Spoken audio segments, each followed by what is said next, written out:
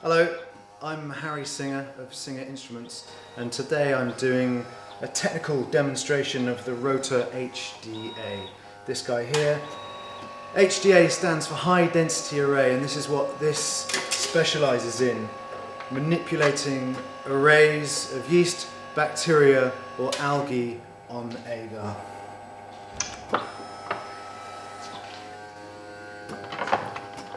Right now I'm just demonstrating how quick this machine is at replicating from multiple source plates to multiple target plates. But before I get into the rest of the demonstration, I'm going to demonstrate one of the most important features of the machine, which is the beer bottle opener on the end.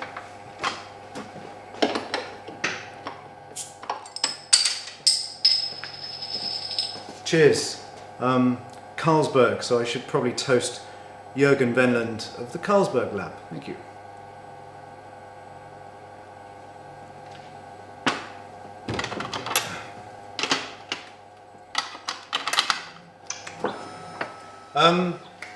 So this machine is incredibly quickly. Simple replications, like the ones performing now, you can perform over 100 in 1 hour. The reason it's so quick is because it uses plastic consumables which look like this. They range from consumables 96 density with long pins for doing liquid handling, basic liquid handling, spotting, serial dilution. Long pins at 384 density for doing the same thing out of 384 multi-well plates. Short pins at various densities, short pins to save plastic at 96 density for manipulating colonies on agar. Short pins at 384 density. Most of our customers concatenate their arrays up to 1536 density and do all of the screening at this density to save time, to save consumables, to save drugs or selection media. Some of our more adventurous customers go up to this density.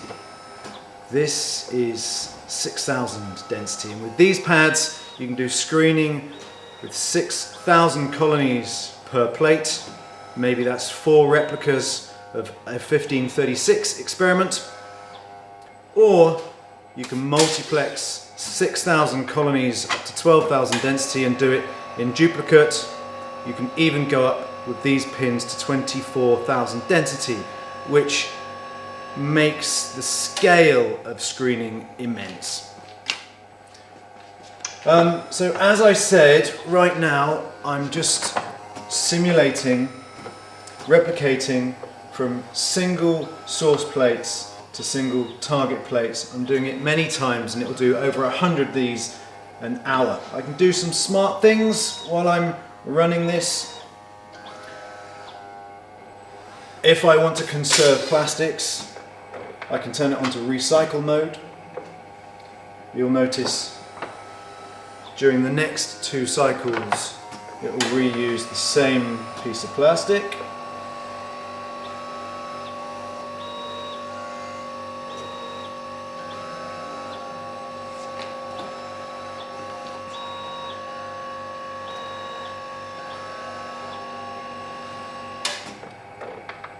Which is something that you probably wouldn't do.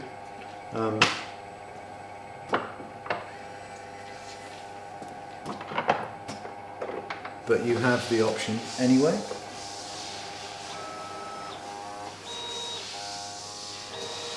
And I've just realised that is ridiculous, so I'll turn it off recycle mode.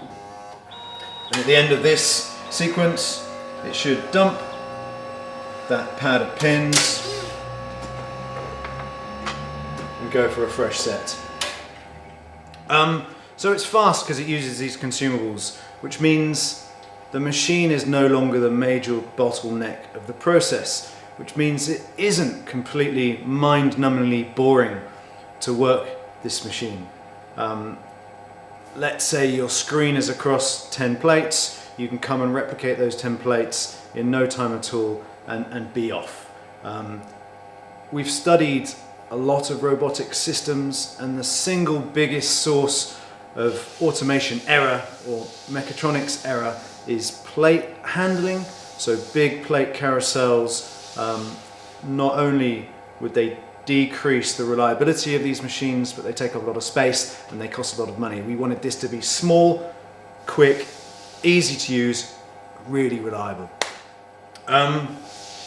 So to prove how easy it is to use, I'm just going to set up a new experiment. And one thing that's really cool about this system is you don't have to think about it. All you have to do is come along with the plates that you want to manipulate and think about those instead. So I've got a set of 96 source plates and I want to concatenate them onto a single target plate. That's all I need to think about. So let's set up for that workflow. I'm going to cancel out of this program.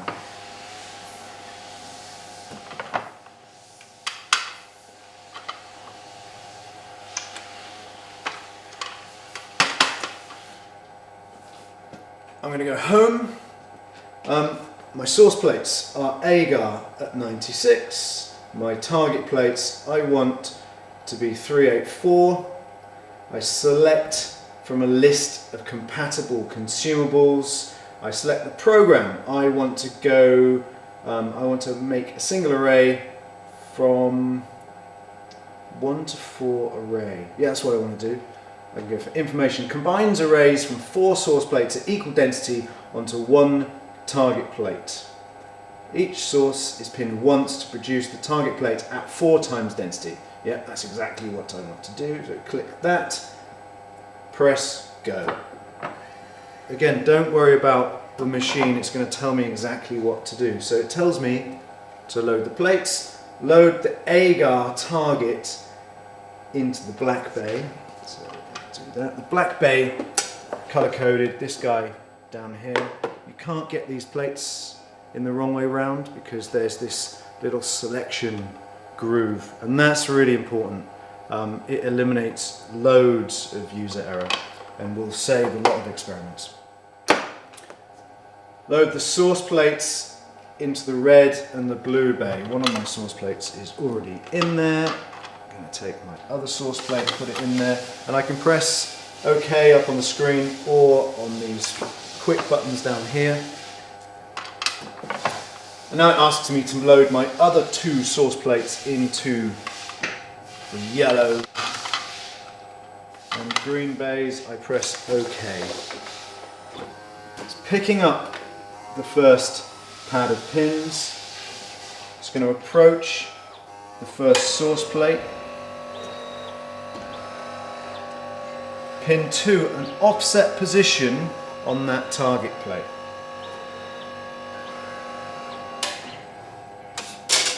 Dump those pins to come and pick up a fresh pad. I'm just going to repeat that process 4 times from each of these 4 source plates to that single target plate, every time offsetting slightly to concatenate those 4 96 densities onto a single 384 density. In a similar process you can go from 384 to 1536, 1536 to 6000, 6000 to 20,000. A question we get asked a lot is, what happens if I haven't poured my agar dead flat? And it's a really good question. These are, after all, planar pads of pins. The print head is really clever. It's mounted on a gimbal mount, so it's flexible and it can morph to non-horizontal agar. When it comes down and it approaches the agar, it's being pulled up on by a pneumatic cylinder, which makes it artificially light. So it comes down to the agar as light as a feather. As soon as it touches the agar, there's a very sensitive switch inside the print head which recognizes that it's touched the agar. That same cylinder that was pulling up and making it artificially light then acts in reverse and pushes just a little bit to make sure all of the pins touch. You can mess around with the force with which it pushes the pins into the agar, but the default settings are calibrated to exactly match the density of the pins that it's using at the time. So there we go, we've concatenated 4 96 horse plates onto a single 384 target plate. Let's do something else. So, do I want to repeat this 1 to 4 array? No, follow the instructions, remove the plates.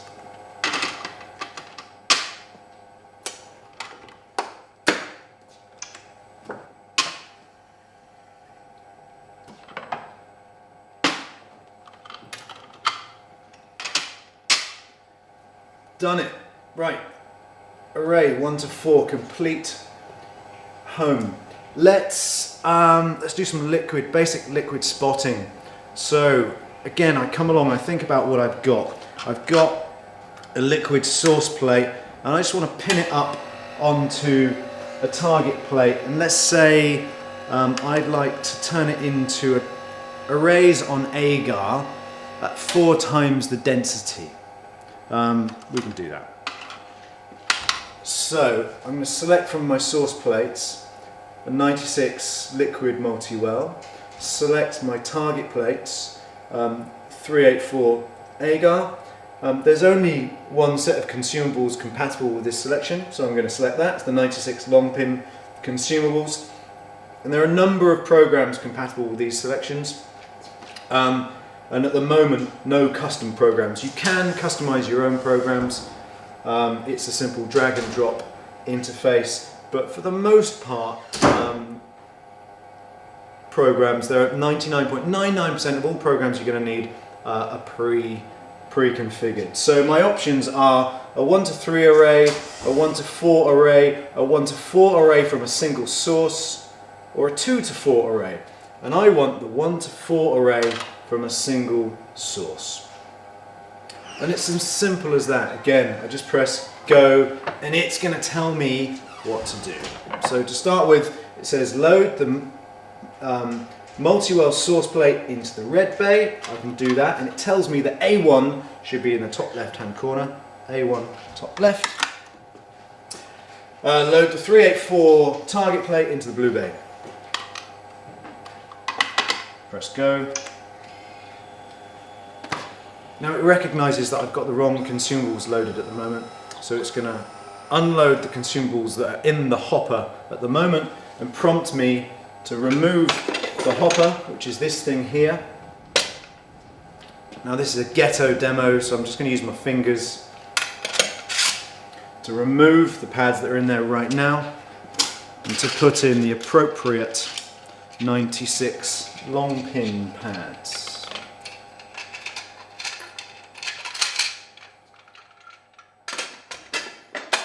As they're being counted, I'll explain that these pads normally come in sterile packages like these. You snip down the side of the package, put the pads in there and peel off the ribbon. You don't even necessarily need to be wearing sterile gloves because you can hold that ribbon, which avoids you touching the pads. You don't have to have sterilized the hopper either, because the bottom pad has this protective piece of paper on it which protects it from an unsterile hopper. But the hopper you can autoclave.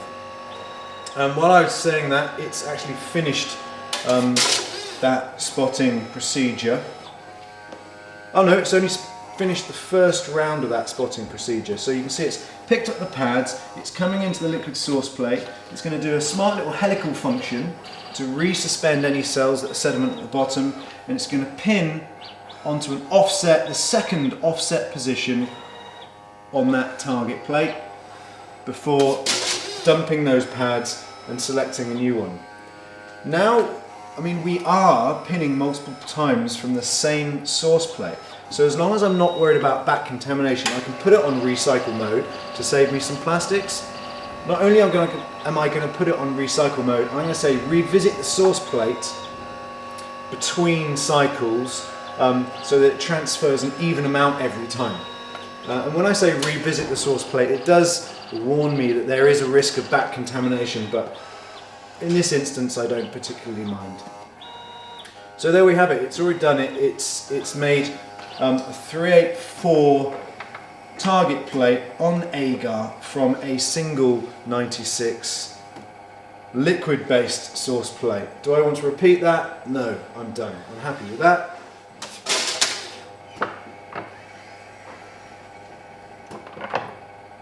Remove plates.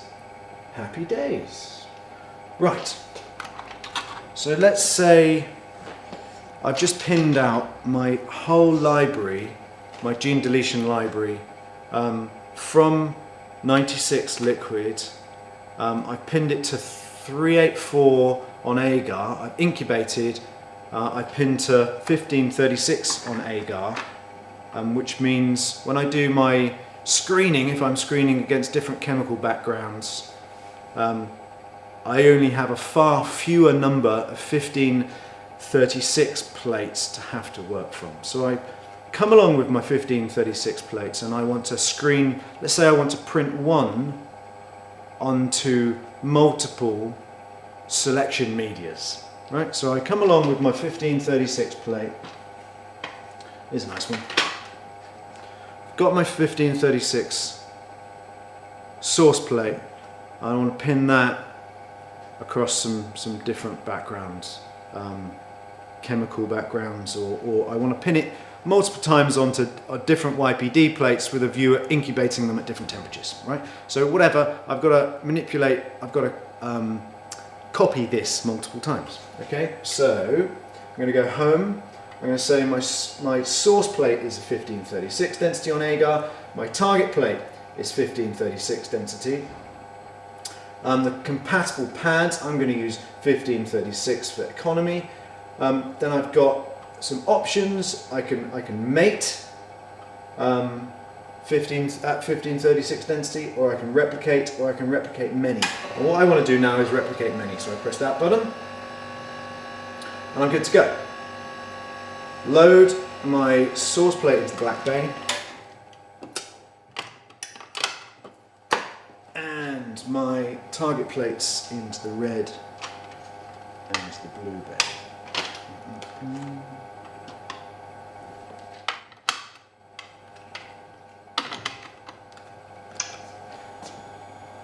Again, it recognises that I've got the wrong consumables in there, so it's unloading the ones that I had in there before, telling me to take that out. Again, I wouldn't normally use my fingers. And an open packet, I'd use them out of a sterile gamma irradiated plastic bag. Put that in there. While it's counting the pads, I'm just going to remind myself what I'm doing. I am copying many times from a single source plate. Right.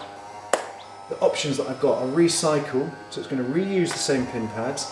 It's on revisit, so every time it does a replication, it's going to revisit the source plates.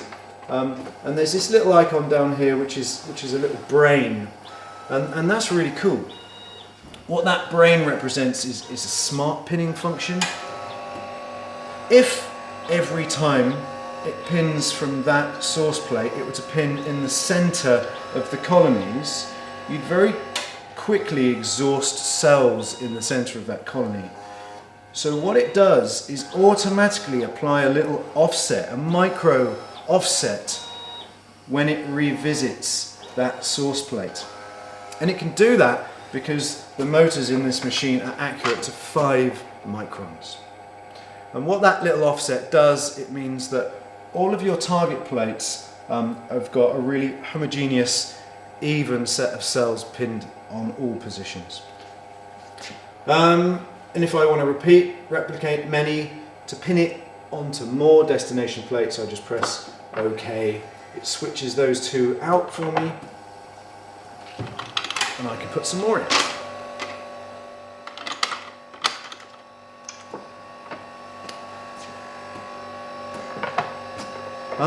So things that I haven't shown you today, other basic liquid handling like serial dilutions it can do, chemical genetic screening like halo assays it's really good for, as well as going from liquid to agar.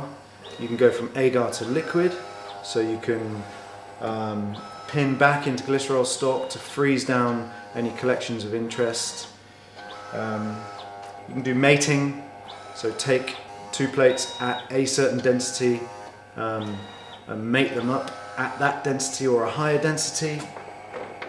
You can do array breakdown, so for example, take a source plate at 6,000 density and break it down to a lesser density.